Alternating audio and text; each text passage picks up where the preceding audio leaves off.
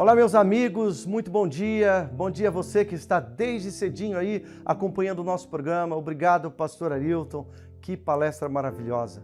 Amigos, olha só, é muito bom ter a sua audiência. Vocês escrevem aí no chat, fazem tantos pedidos de oração. Ah, como a gente gostaria de ler todos. Existem palavras lindas aí, pedidos sensíveis. Deus lê todos eles e pode ter certeza que Deus levará a caso cada um dos seus pedidos, pode acreditar. Por uma questão de tempo, a gente lê apenas alguns, como fazemos, e imploramos a Deus que tenha misericórdia de todos vocês. Olha só, eu quero ler aqui o do Haroldo. O Haroldo Gonzaga diz assim: bom dia, agradeço a Deus pelo dom da vida e peço por mim e por minha família, para que se convertam ao Senhor. Deus abençoe, viu? Que você sua família se converta realmente.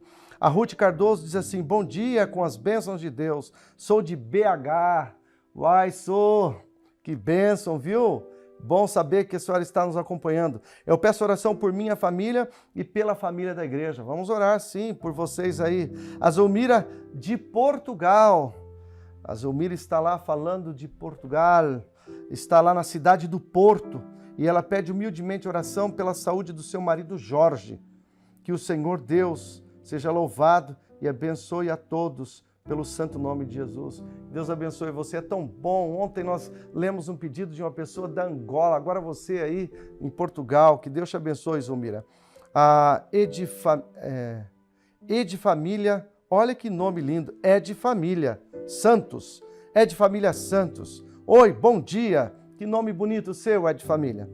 Assisto o programa todo dia no meu trabalho. Peço orações pelo casamento da minha filha. Que a vontade de Deus seja feita e que Deus dê sabedoria para ela passar por essa experiência. Deus abençoe todo o programa. Amém, Edfamília. Deus te abençoe.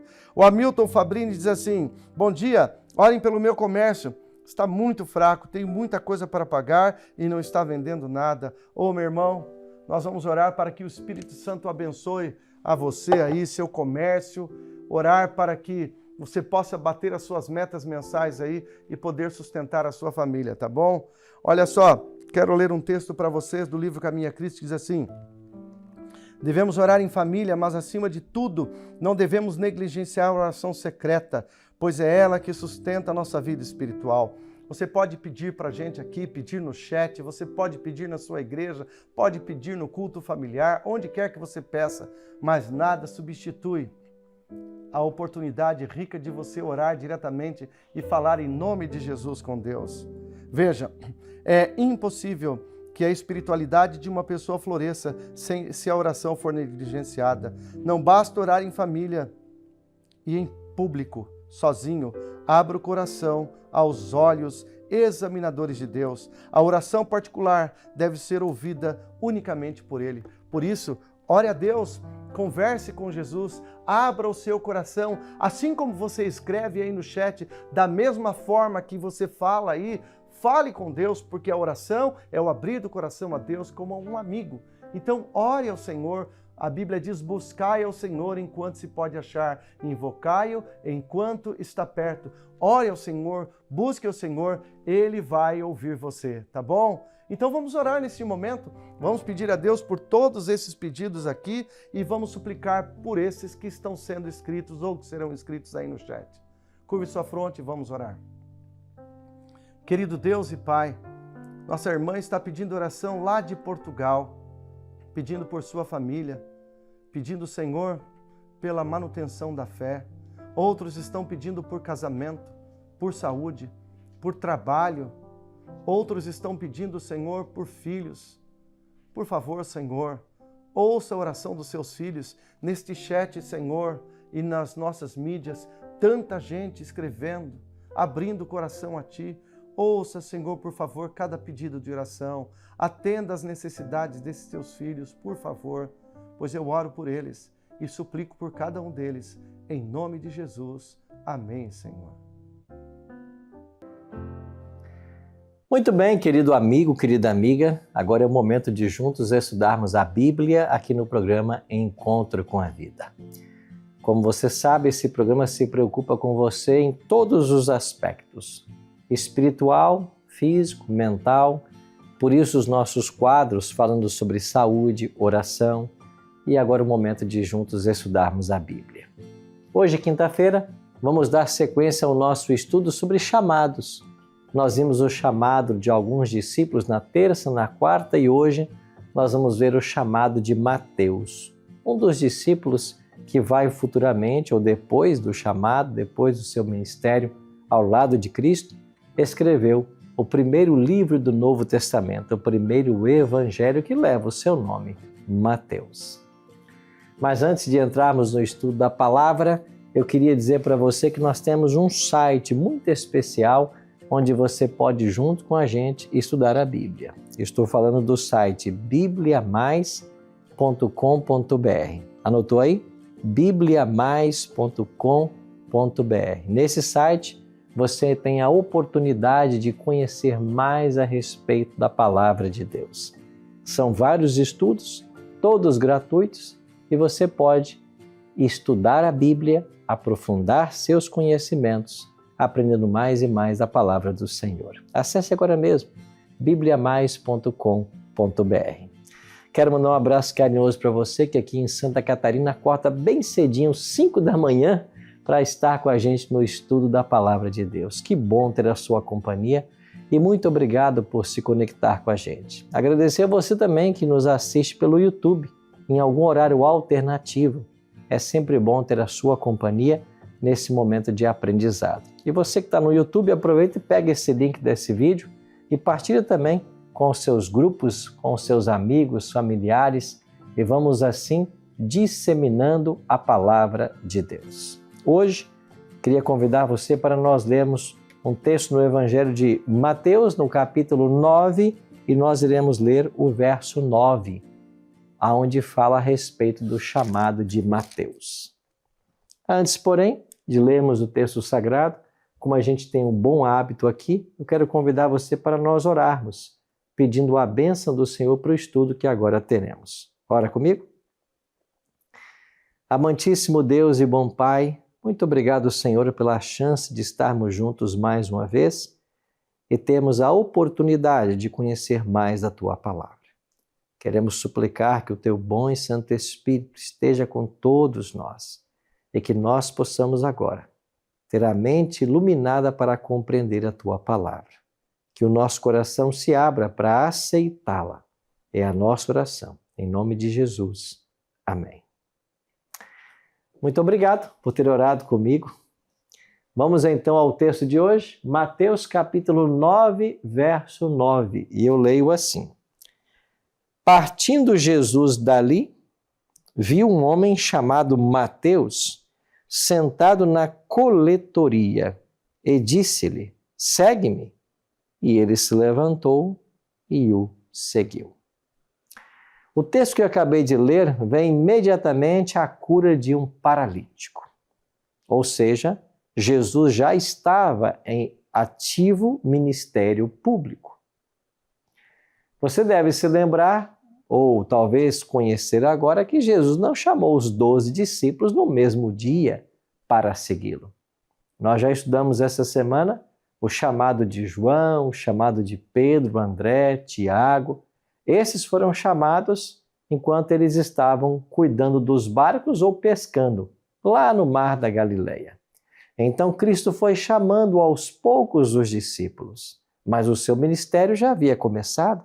Ele já estava operando milagres, sinais, maravilhas. Depois de curar esse paralítico, Jesus então vê Mateus. E ele estava sentado na coletoria. Mateus, também chamado Levi Mateus, era um coletor de impostos. Esses coletores de impostos eram chamados de publicanos. Publicanos ou cobradores de impostos. Eram pessoas odiadas. Eram aqueles que cobravam os impostos em nome de Roma, o império que dominava nos dias de Jesus. É verdade que nós não devemos odiar ninguém, mas eu acho que você, como eu também, às vezes fica triste em ter que pagar tantos impostos e não ver o retorno desse imposto. Se a gente pagasse os altos impostos que nós pagamos no Brasil, mas víssemos o retorno desses impostos, a gente ficaria mais feliz, não é verdade? Nos dias de Cristo já havia esses altos impostos.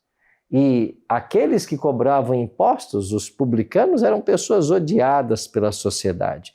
Muito mais se fossem judeus, porque você imagina um judeu a serviço de Roma, cobrando impostos de sua própria gente para pagar tributos a Roma. Então eram pessoas odiadas, sem contar que, na sua grande maioria, eram pessoas desonestas.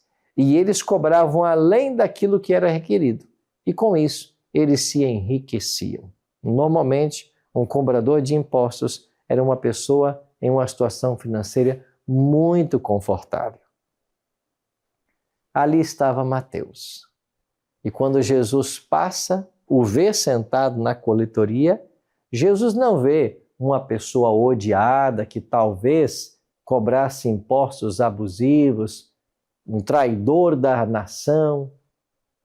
Jesus vê em Mateus alguém que poderia ser um grande auxílio em seu ministério. Não é interessante como Jesus olha para as pessoas? Jesus sempre buscava ver o que há de melhor em cada pessoa.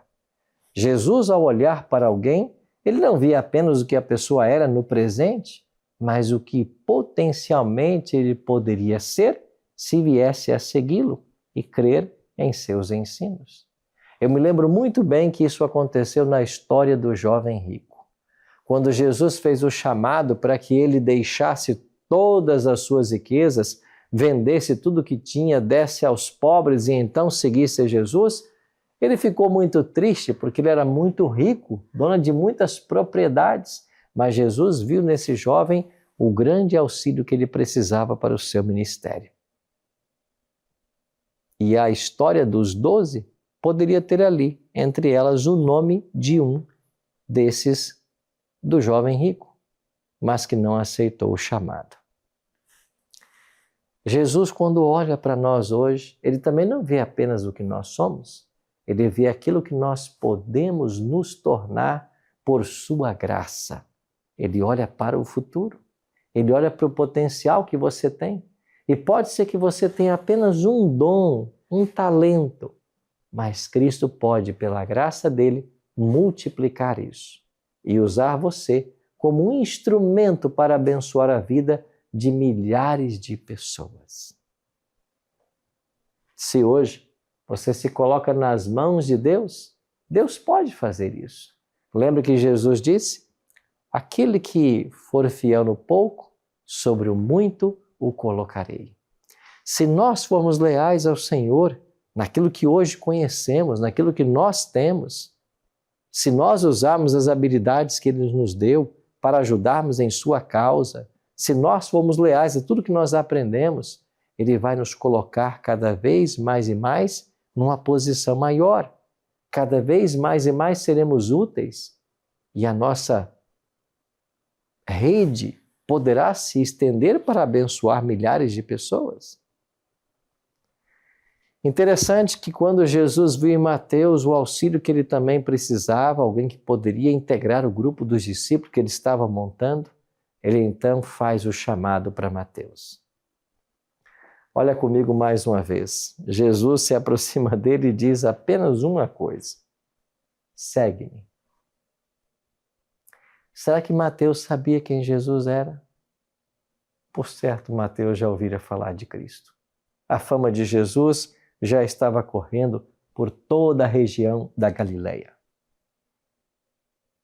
Ele viu em Cristo alguém genuíno, um genuíno mestre, em quem ele podia confiar.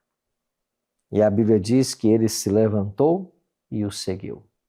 Deixou para trás a coletoria de impostos.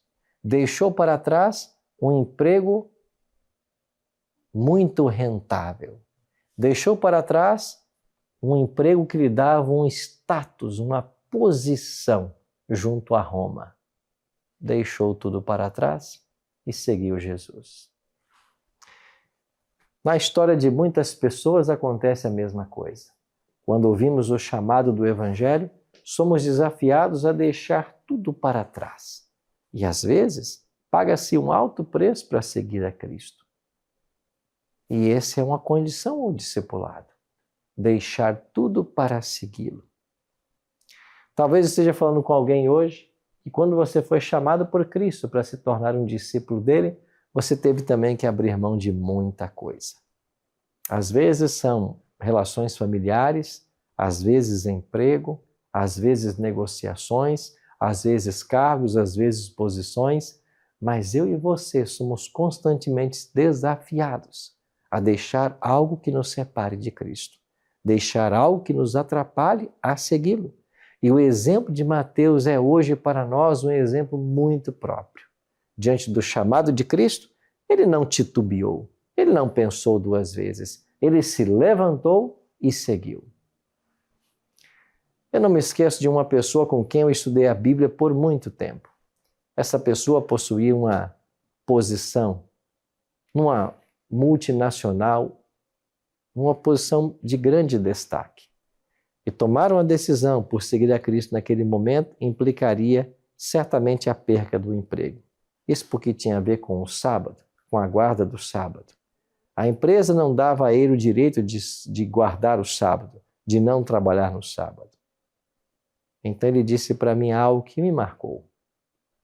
Vamos esperar alguns anos até que chegue minha aposentadoria, então eu poderei seguir a Jesus e santificar o sábado, assim como ele pede. Aguardar alguns anos até que chegue a aposentadoria. Será que eu estou falando para alguém que tem pensado a mesma coisa? Hoje eu não posso seguir a Cristo, obedecer sua lei, dentro dessa lei o sábado, por questões de trabalho, mas o dia que eu me aposentar, eu vou fazer isso.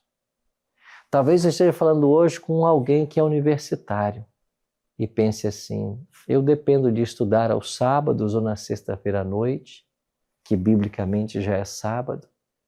Hoje eu não posso abrir mão dos meus estudos por Cristo, mas depois que eu me formar, eu então seguirei. Talvez eu esteja falando hoje para uma pessoa solteira, que pensa assim, o dia que eu me casar, tiver a minha própria casa, eu vou seguir a Jesus. Talvez a você seja alguém que esteja pensando assim, quando eu for independente financeiramente, eu vou seguir a Cristo.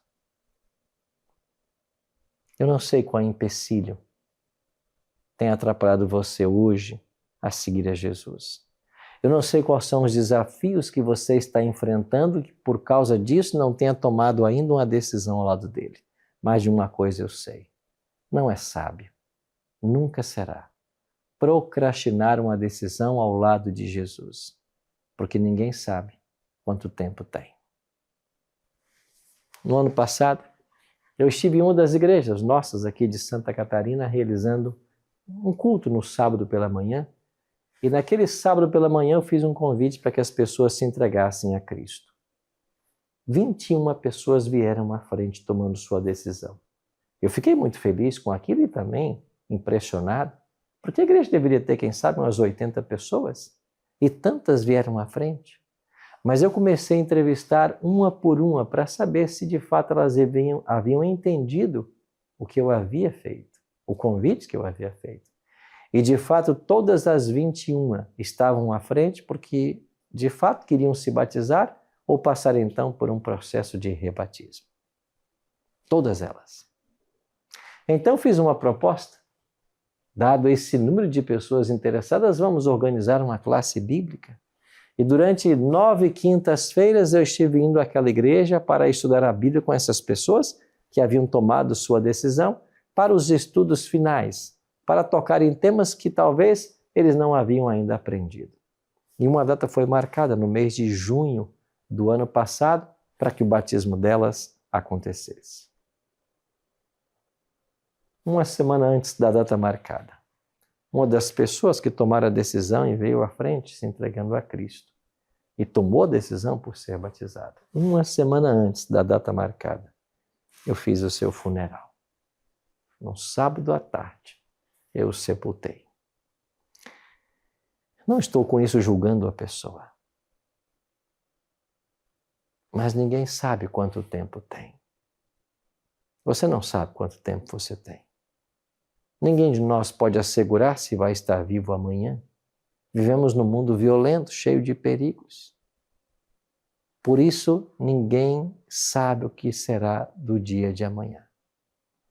Por isso, adiar uma decisão por Jesus, esperar que a aposentadoria chegue, esperar que você tenha independência financeira, esperar que você tenha a sua própria família, esperar que você conclua a sua graduação para depois seguir a Jesus, isso é muito arriscado.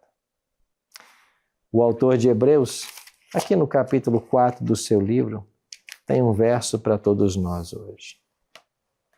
Hebreus, capítulo 4.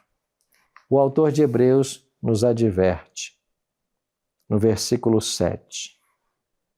De novo, determina certo dia, hoje falando de Davi, muito tempo depois, segundo antes fora declarado. Hoje, se ouvirdes a sua voz, não endureçais o vosso coração. O tempo de Deus é hoje. Lembra do convite que Jesus fez para Zaqueu?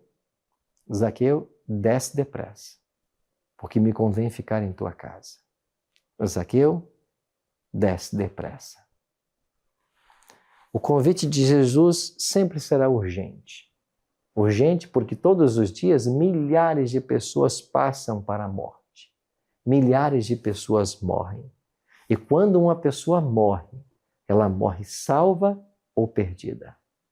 Quando uma pessoa morre, o estado espiritual dela é definitivo.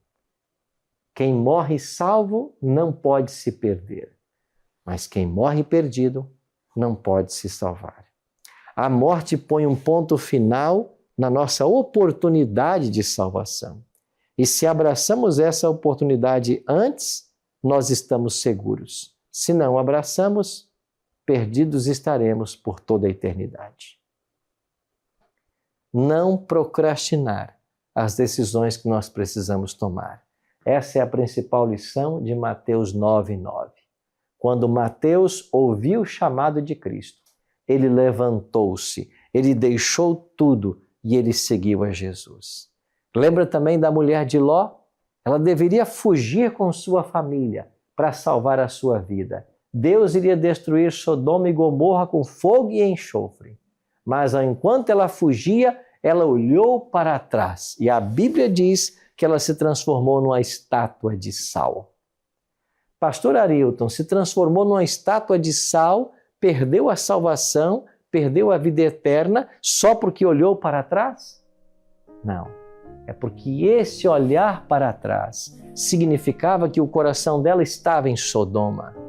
Ela não queria ter saído de lá. Ela amava as coisas de Sodoma. Ela deveria fugir para Campina, para a salvação, mas ela amava Sodoma. Sodoma não saiu do seu coração. Ela estava saindo de Sodoma, mas Sodoma não saiu do seu coração. Nós estamos no mundo, mas não pertencemos ao mundo. Não somos daqui. Nós estamos indo para os céus. O mundo tem que ficar para trás. Ele não pode estar em nosso coração. Cristo deve estar em nosso coração. Por isso, meu prezado amigo, minha prezada amiga, se o Espírito de Deus faz um chamado hoje para a sua vida, não postergue, não procrastine. Sabe por quê? Porque o amanhã não nos pertence. Sim, meu querido amigo, minha querida amiga. Foi o Mestre Jesus quem disse: de que adianta o homem ganhar o mundo inteiro e perder sua alma? De que adianta você ter todas as coisas que você um dia sonhou, mas perder a vida eterna, perder a salvação? Não vai adiantar nada. Sabe por quê? Porque desta vida, nem essa roupa nós levaremos, a não ser o nosso caráter. Por isso, aproveite cada momento para se entregar a Cristo e para permitir que Ele transforme o seu caráter à semelhança do dele. Ora comigo. Pai Celeste, nos ajuda hoje a entendermos a urgência do tempo em que estamos vivendo e a nos decidir totalmente ao Teu lado. Que o nosso coração se abra hoje para que Jesus nele entre e faça morada. Que a nossa vida seja orientada pelo Senhor e que a Tua bênção nos acompanhe todos os dias até que o Senhor volte para nos buscar. Fica, Pai, com todos nós. É a nossa oração. Em nome de Jesus. Amém.